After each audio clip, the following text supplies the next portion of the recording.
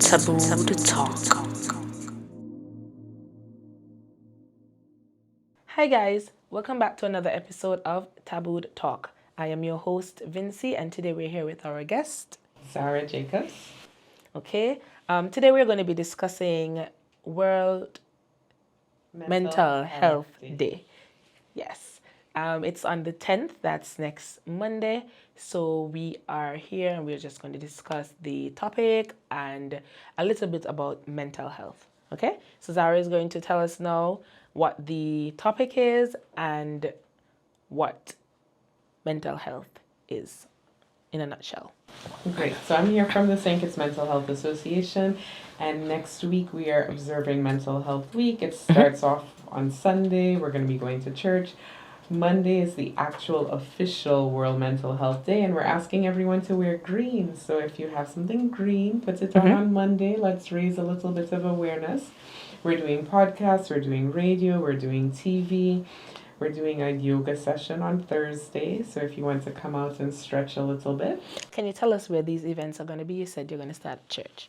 So we're going to be at the Pentecostal Church of God. That is the Baster Sanctuary. It's in the village. It's a new church near Dr. William Connor's school.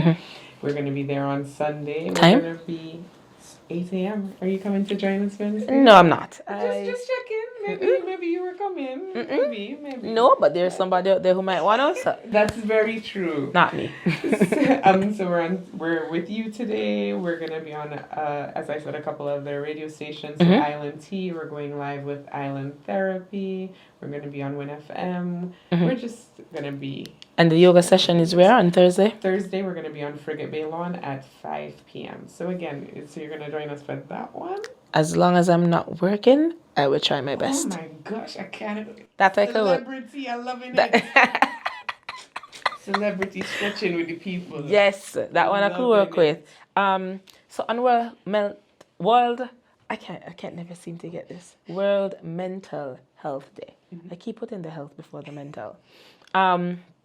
What is the slogan, logo, what you refer to it as? Sure. The theme is put together every year by the World Health Organization, and the theme this year is mental health and well-being. We want to make it a global priority. So I guess, think of it from a UN perspective. They're thinking about it all over the world, and the idea is that mental health is important for everybody and everything, so they want to see it as part of the agenda in communities, in governments, in churches, like faith organizations. We want to make sure that we're thinking about it in every single aspect that we can. Okay. Vincy, you look stressed. You're gonna hit me with a hard question. No, it's as we were kind of discussing, it's a topic. It's the theme for me. I mean, I do understand, but it's a little, corny, dry, kind of. I don't want to go against the UN, but I get it. It's broad. It is exactly. So broad. So when they talk about the theme, they say, in the world we're dealing with unrest, right? We're dealing with unrest in terms of racial issues, in terms of economic issues. There's war, there's conflict. We've had public health emergencies with COVID, with monkeypox. Like so much is like out of. That is so true. Need to be thinking about mental health, and if anything, like COVID has taught us that when people were sort of locked away, being unsure about what was happening, anxiety rates were rising, depression rates were rising, all sorts of things. Loneliness is one of the things that is a really big predictor of mental health. Vince, you all right? You feeling lonely? You just hit a spot. But carry on. Let's carry on. So loneliness can be a big predictor of like mental health issues. So when people had to be so far away from people, not doing their usual things, mental health issues became more and more of an issue. We talk about social media and young people and how the negative effect it has on them. Yeah. So if you're home all the time, what you gonna do other than be on your phone? Yeah, that's true. Other people live their best life. I once saw, I don't recall it word for word, but basically, I was doing some reading at one point, and I realized that a lot of times we do talk about mental health, but addressing mental health from a mental health standpoint doesn't fix the issue of mental health. I can't wait to hear it. Tell me. Because, okay, so we have all these things going on. We have COVID, we have this, we have that. But are we fixing any of the issues that causes mental health? Because you're going to treat me. I'm going to come to counseling every week. I'm still going back home to the same situation. I'm going back home to the abuse. I'm going back home to the being broke. I'm going back home to no food in my house. I'm going back home to the issues are still there. I'm going back home to the fact that I'm not getting paid enough to maintain my home, can't feed my kids, can't do this, can't do that. I'm going to come to you every week and every day, and I'm going to talk about my issues. And yes, I do understand, I know, because I do counseling, as in go to counseling. So I know it helps to a degree to be able to probably, maneuver through some of your issues, because within that, it can help you to navigate and how to do things a bit differently with certain things, but it doesn't fix the issue. So my thing is, if World Health Organization, let's abbreviate that, is looking at it from a global standpoint, I think they're really kind of defeating the purpose right now. Because what else are they doing but rather than saying, oh, yeah, we want to look at it on a global effect, so we're just going to bring awareness. Okay, what? Are you going to give my country enough money? Are you going to allow the government, are you going to put a funding so governments could raise whatever fees or whatever it is that we need to pay people more? Are we going to, what is happening? What is going to happen? What is going to happen? Because you can talk to me all you want about health and mental health and all of that, but the issues are still here. They ain't gone nowhere. One of the things that is really complicated is that, mental health often is looked at as a very individual thing. It's whatever decisions you make, choices you make, that's the life you have, and you need to fix it. You change how you think, everything else will be different. Exactly. And that is a very limited way to look at it. So, social work is all about the fact that unless things in your environment are changing, there's nothing that's going to change in your individual life. Well, not nothing. But I understand. Not much. It's not much. So, I do think, as mental health people, we should be talking about things that have not just to do with what's going on in your individual life, but, we should be involved in discussions or advocating for things around minimum wage and what it is to have a living salary, what it means for people, talking about domestic violence, intimate partner violence, those sorts of things that are truly affecting people's life. Parenting, how people can be better parents so they can support the well-being of adults who are growing up in school. So how teachers can be better, all sorts of things, right? The approach has to be from everywhere. It has to be individual, to the side, to the top, everything. And when you do that, you do realize how overwhelming it is, and you see why we are kind of where we are. But workplaces, does your workplace have mental health days so that you can take time out, so that you can come back, regroup, and be better again? Or you have to make up a whole excuse. Yes. And I got to go doctor. Yes, that was discussed. Surprisingly, that was discussed at one point, because you're like, there is no, I don't want to go and say, hey, I'm sick, because I'm not sick. But then still, you kind of get ridiculed if you take a sick leave, because it's like, oh, Shane's sick. Da, da, da. Sometimes you just need a break. Yeah. Sometimes we all just need a break. But then you get ridiculed for taking that break. Because we do also live in a real hustle culture, right? Keep grinding, keep pushing, we need to keep producing content. We need to keep making money. We need to keep going. If you're down for a moment, you're being lazy. And if we want to take it even wider, that is a very capitalist way of doing it, right? If we're not making money, we're being unproductive, then we need to keep going. And if we're going to participate in that narrative, then we're going to always fail. Yeah. And surprisingly, that narrative comes from each other. everybody, the people around you, your parents.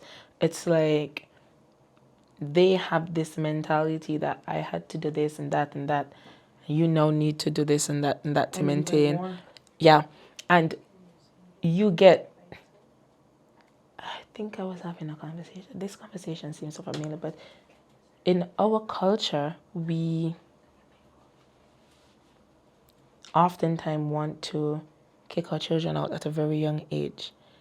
And it's like, this is not the time for that. This is not the economy, the environment. Like, you need to shelter your kids. Because I can guarantee you at least a larger percentage of the left wing of the hospital is flooded with young adults. So when you're saying people are getting kicked, what age do you think people are being encouraged to leave? As soon as they hit 18. It's crazy. And it might not, and this is the thing, it's not always necessarily a parent packing your things and making you leave the home, but the way the parent deals with you when you become an adult, it's more peaceful to be alone than to be at home. And it causes the issue because then you are out there, you're not getting a chance to save, to follow your goals, to do anything. You're barely surviving. Yeah. Right? So there is that. And when you have, because personally, I just started UWI. I am studying psychology and I want to do counseling, but I want to do counseling for children. Yeah. Because I keep saying, look forward to you joining. I keep saying the issue is there. It starts there. Like, if I knew better, I would have been doing that since I was younger. But we wait until we're adults to be like, hey, you know what? Let me go counseling. And sometimes you have to be forced as adults. Because we treat mental health like, it's like, oh, if I go counseling, it seems like crazy. Oh, I'm going to make no problem solve. Like, sometimes you just have to do it for your own sanity. And it's needed. And I think we have to start from there, where a lot of children really need that guidance because a lot of kids are messed up.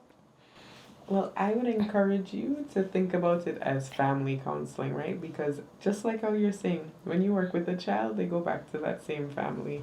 So unless you're working on changing the family dynamics as well, the work that you do with the child will be limited. You're going to introduce new things, but I'm going to push you. Family therapy. You're going to do well. We need it. But it's all about if they're willing to receive it. Yeah, and that's what it comes down to. Just like physical health, right? We could talk all we want about exercise, about eating right, and we know at the end of the day, some of us, we just don't move, and we love to eat fries. So, how do we begin to change the narrative here in SKN? Well, one of the things, so you just mentioned the thoughts about, people sort of pushing children out or not creating space for them to grow. And that breaks my heart because, people who are doing well don't tell their children or push them out more and more. They give them a cushion, and that cushion is really important. Generally, if we want to go strictly biologically, your brain isn't fully formed till you're 25. So the thought of you being out on your own. Wait. I didn't know that. Yes, that one your up. brain is still maturing. Like, you're still an adolescent till you're 25. Like, you haven't had enough. So it's not even just life experience, but your brain isn't fully developed. So your ability to assess situations is not as good until you're 25. That's when your brain stops fully growing and doing those things. That's new. Why I said the thought of being out at 18, 19 without that cushion, yeah, that is a setback for many people. So changing the narrative, I mean, we also would have to say we're going to have to live differently because some of us like the things that grind culture allows us to do, right? We make some more money so we can get our nails done. We can get our hair done. We can beat our face for our birthdays. We can show up and show out for people. Can I pause? Can I not to 1 second? do we ever stop to think that those things happen because it's used as some sort of soothing mechanism to... It definitely is, but we have been stressing ourselves out all the time for this one moment of, and that moment just vanishes so quickly. Got you. So we are in this balance, right? If we are trying to change the narrative, that means we have to change what the markers of success look like, what the markers of having a good life look like. It might mean we need to dial back so we don't have to work quite as much as we are working. It might mean that we're going to have to set some boundaries with people in our lives so it's clear what we can and cannot do. Because, like, as you say in counseling, you only focus on what's in your control. Mm-hmm.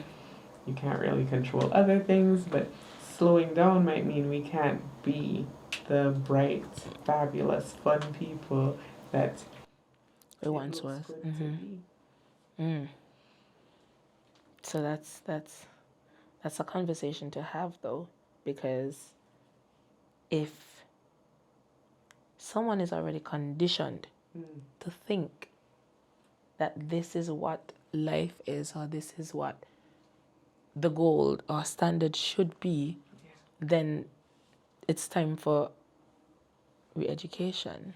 It takes a lot of unlearning, but that's tough because... How do you get them to the point of being willing to unlearn certain things? Because I might be aware of a lot of things that other persons just, they don't, as I said, everybody mature, the brain at 25, right?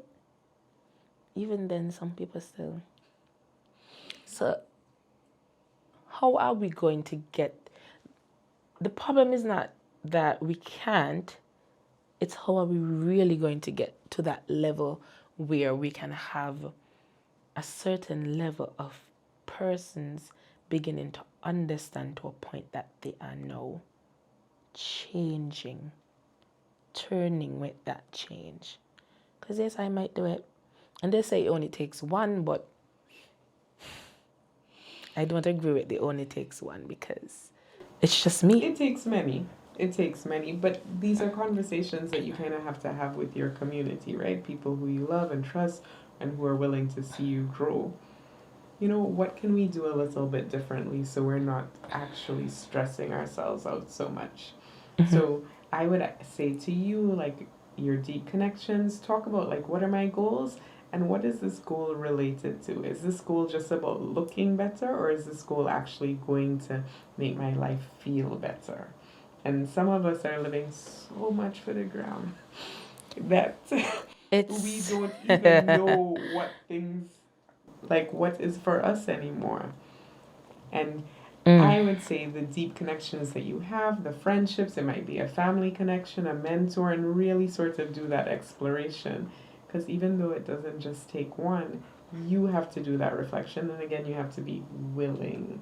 Because some of us just want to go away every year and have nice shoes and nice clothes, and that's enough. That's enough, yeah. Everybody have their own happiness, I guess.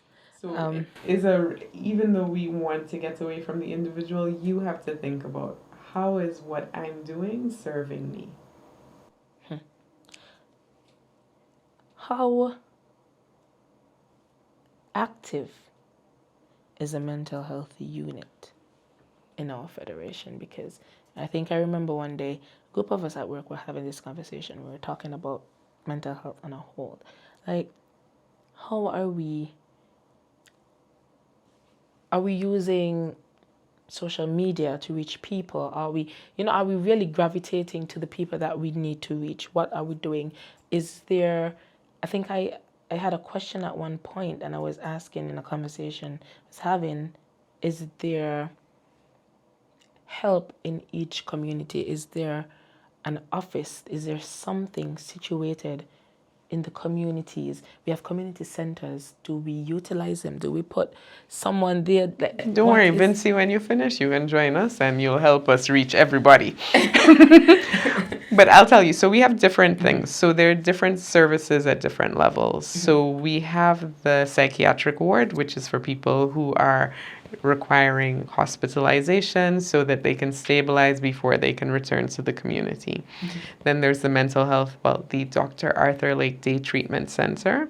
That's in Limekiel, and it's for people who can come during the day, who have mental illnesses, again, that are probably a little more severe, but they can come during the day and they spend the day there for programming, and they help you find jobs, they help with skills, they have counseling, that sort of stuff.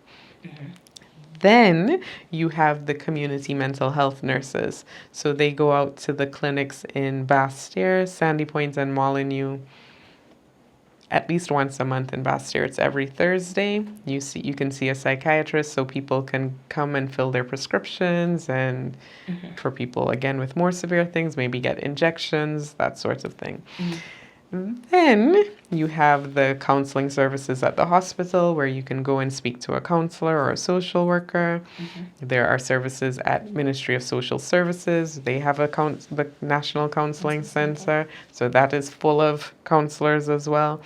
We have guidance counselors in schools. Not every primary school has one to themselves. Some of them share, but all the high schools have multiple guidance counselors. So there are services sort of peppered throughout, but you are trying to envision something fuller. Tell me more. Tell me what a dream service would be. I think I personally have a bit of an issue with school counselors. Tell me more. I was having a conversation with a friend, and she was speaking to me about her child. But she made mention of the fact that the counselor said to me that, and I was stunned. I'm like, the counselor did what? The counselor told me that my child, what? And she kept repeating, and I would keep asking what. And she's like, what was the issue? Why is the counselor having that conversation with you? But I'm the parent, and I'm like, what? I don't care. Like, if you are counseling a child, I think this is something you would learn, and a child is speaking to you, there should not be any discussion unless there are guidelines, of course, that tells you when and why you should take something outside of that session, whether it's to the police or whatever the case is. And that was nothing near anything that needed to be said to the parent. I've heard students made mention of it, where they don't feel comfortable speaking to counselors. Counselors have their friends, they have their teachers, they have this, they have that. And this is one of the biggest problems that we're facing with a lot of persons not being able to open up, because they don't have any trust in the people that are there to help and protect them, right? So that's one part of it that, I'm not sure about that.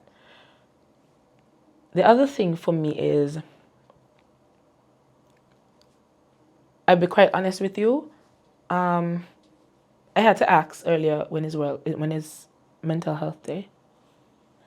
2, I feel like, just like politics and every other thing, and just as much as Sheen, I see Sheen in my inbox every day, I feel like mental health should be forced into the faces of people constantly. If I pull up something on Facebook, let it be there. If it should, and it's not, like, I feel like it's only spoken about, and that's just from my own perspective because of when I see it. Yeah. It might be going on more, but I'm saying, like, I only see these things when it's that time of that, the month, and it's like, oh yeah, let's do this, let's do that. But it's not treated like, hey, let me go get a doctor visit. Hey, let me go to the dentist. Hey, let me get my pap smear. Hey, it's just like, man, I have a flu. I feel like I need to go to the doctor. The mental health needs to be checked. I think that we don't understand. We tie mental health with crazy.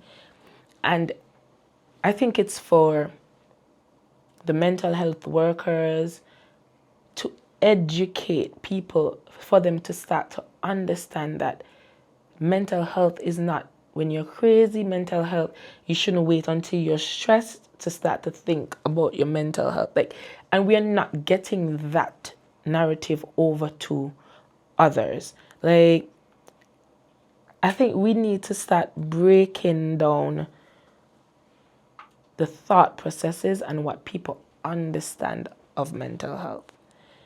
I agree with you. That is what I think we need to do. I'll come and touch back, but on the confidentiality piece, I know that is a huge thing for. We live in a very small place, and it feels very, I mean, counselors don't just get it, teachers get it, nurses get it. People are convinced everyone is always going along with their business. I'll say for guidance counselors, typically their conversations with children might not always be confidential. And what I do when I work with a child, if there's something or a topic that I think that their parent should be aware of or can help with, I invite the parent to the session, and then we talk about it, all of us, because I don't want to have a conversation with a parent Exactly. alone, so it's clear where the information came from. So I don't know what happened in that situation, but I know finding that balance can be very, very tricky.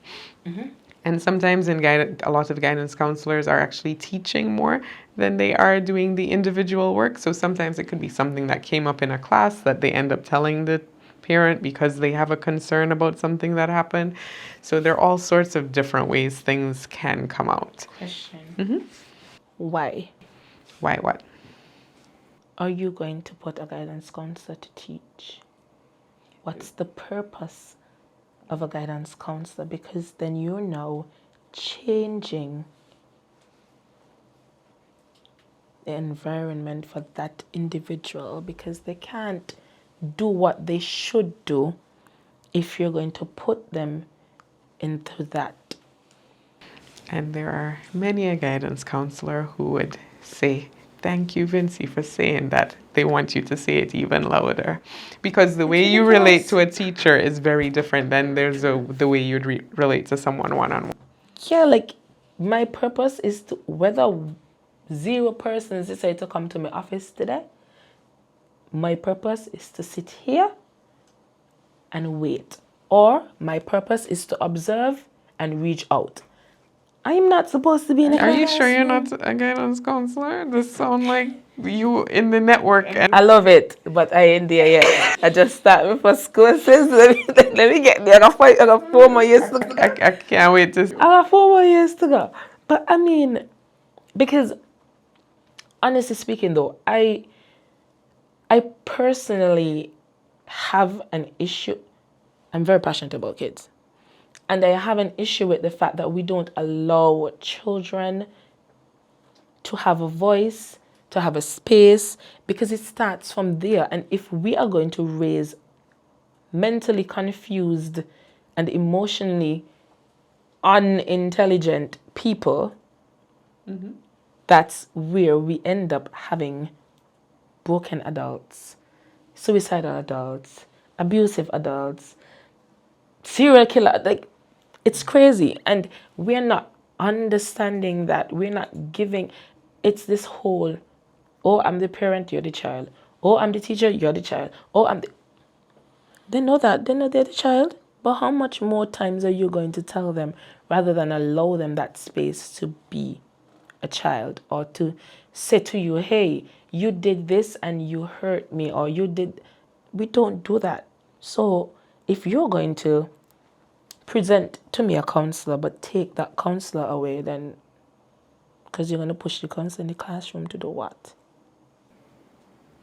Again, I don't know if you're in their conversations, but you're echoing many of their concerns. So how do we fix this? It's a field that needs a lot more attention. We have more and more guidance counselors, but it's changed a lot over the years. You are too young to know what it was like, but I promise you, we're taking steps. We just probably have more steps to go. I remember when I was doing high school, my guidance counselor was my guidance counselor. We had 2. was a male and there was a female. She just actually resigned. She ended up, after a lot of years, being the head teacher of this school. But when she was a guidance counselor, she was a guidance counselor. She had an office, and that was that. Yeah. Sometimes schools don't even have space for there to be an office. But why? Why? Oh, okay, sorry. Let's not go into that question. That question would spill into something else. So let me pull it back. But I think that we now need to start to change that narrative, literally. And yes, it's a we, but I think on a whole, the mental health institution here on a whole needs to start pushing a different agenda and needs to start doing things differently and having different ideas and mindsets and having conversations with persons and finding out why. Do surveys. I don't know. Get out there, get into the community, do things. Research is important. One thing I will tell you is mental health is not sexy. It's not. So when people are canvassing, we recently had an election, when people are canvassing, I'm sure very few people brought up mental health or want to hear about mental health. And, government, elected people tend to listen to what the people are wanting. And as you said, maybe it's not in the forefront of their minds at all. Or people just think it's not going to happen to me or it doesn't affect me. So they don't think that it's necessarily something that should be a priority. And a lot of times it's affecting us and we don't know because we're not educated. Because a lot of times you can literally see that somebody's having a mental breakdown, an emotional breakdown, because there is emotional breaks and there are mental breaks. Mm-hmm. People can be having those things and it's like, oh, it's past, I'm a tough person, I could tell it out. Like we worship these type of stuff. We worship overworking. That brings on mental strain. We worship the fact that, I've been through this and I've been through that and I get through it myself. But how much damage have you caused to your own self? Your mindset, it resets everything in you. It resets your thought process, the way you think, the way you express yourself, the way you feel, a simple breakup affects that. Simple. Like you never had a breakup? No, breakup's not simple. And you see, that's the language, right? We kind of make it seem like it's nothing. Simple breakup. A breakup is like that. I tell people you grieve when you have a breakup, something has died. You do. Something has died. Yes, you're crying, you're eating, you're sleeping, you're doing nothing, you want to see the pictures, the person, you don't want to see it. It's crazy. And it's there, and we just, man, I couldn't, man, I brush it off and you got, what? Because people want you to brush it off. Because when you are down, when you are struggling, everybody, no one wants to be reminded of how close they are to feeling like that. So what they tell you, be strong now. Don't study he, don't study she, don't. What is this man now? You could get a next one. It's crazy. But I mean, we feed our minds with this macho kind of, and I think as a Caribbean society, we do that a lot. And our parents push that on us a lot. It's like, oh, don't cry. Child for how long? He's a little cut. You got a boy child and he's like, what you bawling for? He's a boy, you're supposed to cry. Hello, what? You're telling a child. It's crazy. It's too much. When are we going to change it? Because we'll laugh and talk about, people will be like, oh, the other day I was watching, well, I normally do watch serial killer documentaries on YouTube all the time. I love them. They're amazing. Because for me, it's a whole different aspect. I like to think the mind is, how do you do that? Why would you do that? Yeah. But then the most, Netflix went and did the whole Jeff Dahmer thing, right? And I was looking at it and I'm like, your father and your mother created a whole monster, right? And I remember when he said to his child, When he asked him a question, he was already in prison. He was like, "No, it's not me. Don't tell me I caused you to do this. Don't tell me. Don't blame me. Don't what?" He didn't blame you. He just said you did X, Y, Z. And it's like, we look at these things like, but we don't recognize. And there were so many signs when he was smaller that the parents ignored. And I'm like, how many more parents have been ignoring? And it might not be to that level that that child has reached, but how many more signs are we going to ignore? And then on the flip side, there are a lot of, I'm trying not to make it racist, but when it comes to America on a whole, every little thing they'll be like, you know what? You need to see a shrink. I'm going to book you a session with a psychiatrist. Talk to that person. But we here is like, oh, it's whatever. Oh, you get over it. Oh, you got. We're getting more than like that, It's slow. Maybe you don't see it, you can't feel it. I work in the field, but they see something. Let me tell you, the number of people who reach out to me after watching a TikTok video who tell me that they have OCD or anxiety or depression, they can tell me all the symptoms because TikTok has popularized what it is to go through something. There's one good. One good. So they want to see it. Yes, they're diagnosing themselves and they are ready to go with the information because what these things are, you have to make it relatable, right? So when people are on TikTok and they're talking about what's going on with them, they're like, oh, that's me too. And they never even thought about it. So they're willing to look at it. So I do think more and more people are seeking out help. They're concerned about their children. But again, concern about our children has to mean concern about our family. Just was about to say that because, man, you can be as concerned as you want. If you have a part to play in that you're the issue and you're not facing that, nothing changes. Especially with that child. A lot of parents don't accept. It's like it's going to kill them if they realize that they're wrong. Yeah.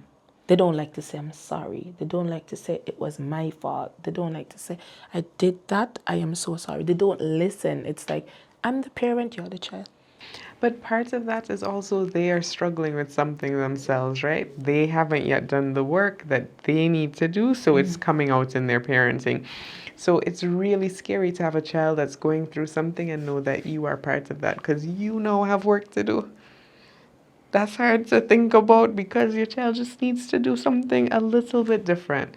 But no, you have to do something different. So it becomes, the call to action is greater, and that's why we run. Well, wow. All right, Vinci. I'm good.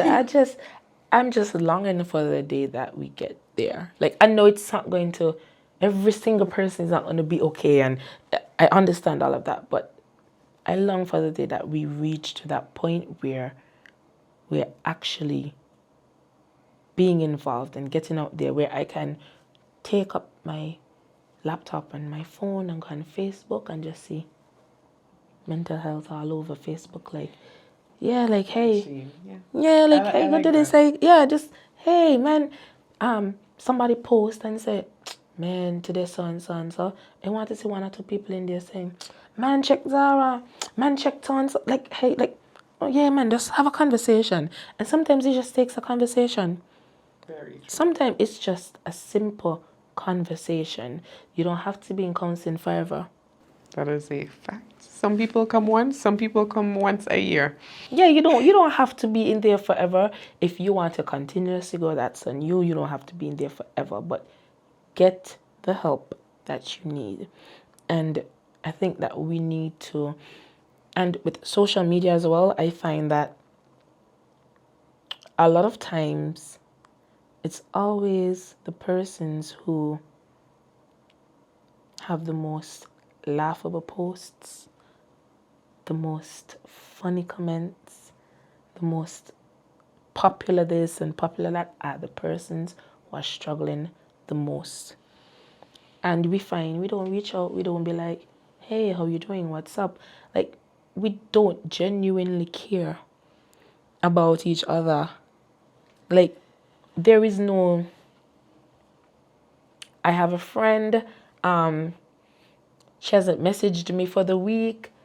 And rather than being, hey, are you okay? It's like, she messages you today. It's like, oh, well, you ain't talked to me for today. It's like, hello? Okay. Like, how about, hey, me hearing you. You know, me seeing you post, me seeing your time, me hearing you. Like, how you doing? What's up? You genuinely ask, what's up? Now, no, I know that person might not say, everything, but sometimes it takes being concerned because you don't know if when you sent that message, she was about to hang herself or kill herself or something. And the mere fact that she realizes, wow, somebody cares, might just be that little. Yeah. But we are a rough society, right? Too rough. Because that is actually her way of saying, oh, I haven't spoken to you in 2 days. Everything all right? But no, turn it on you. So you're too good to message people, no? But it does so much. It does. It's as rough as we are, we have to be more careful with people. And do you do your best with that? How are you in terms of being rough with the people in your life? Man, are you rough bad? But no, I'll be honest. Like I'm not gonna sit here and act like I'm very, very rough. But I have such a soft side to me, and I care so much about people, like the persons around me.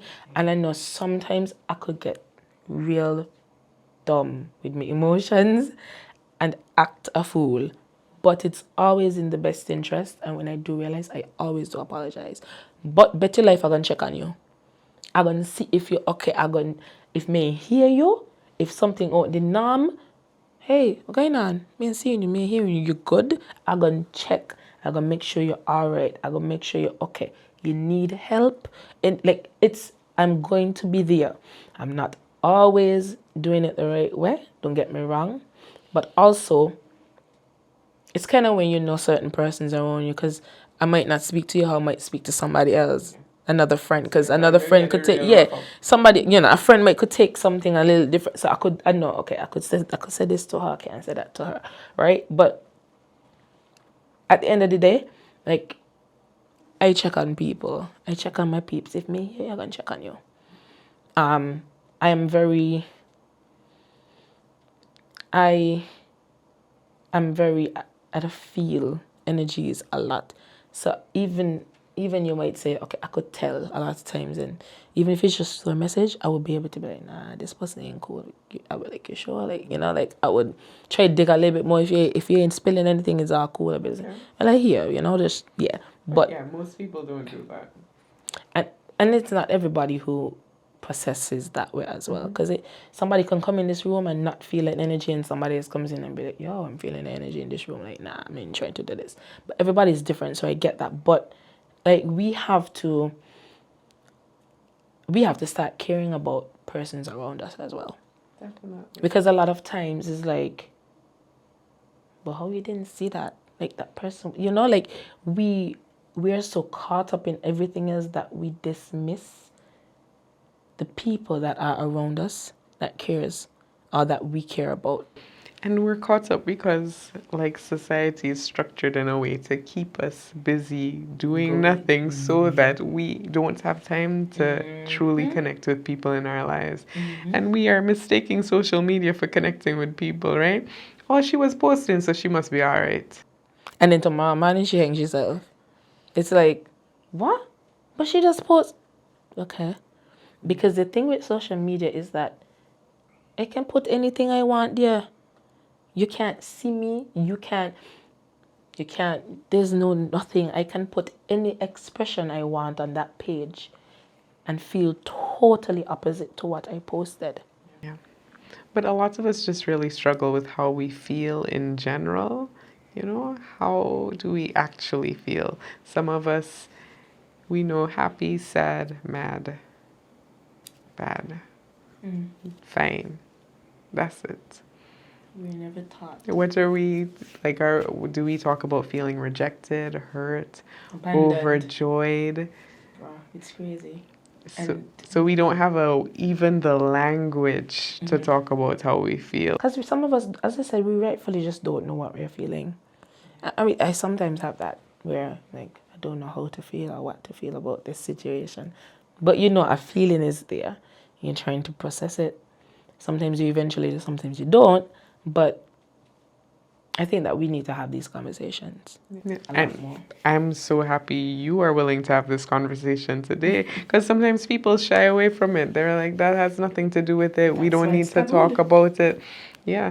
I mean, in very extreme situations, as you said, there's suicide as a possibility. Psychosis is a reality for many people. And we just say, oh, they went off, or they para a long time, or she did trip off. And like, We laugh about it. Like, it's not these are people who are like coping with serious mental conditions, like health issues that require attention, and we don't take it seriously. That Or is we true. think, oh, they're willful, they know what they was doing.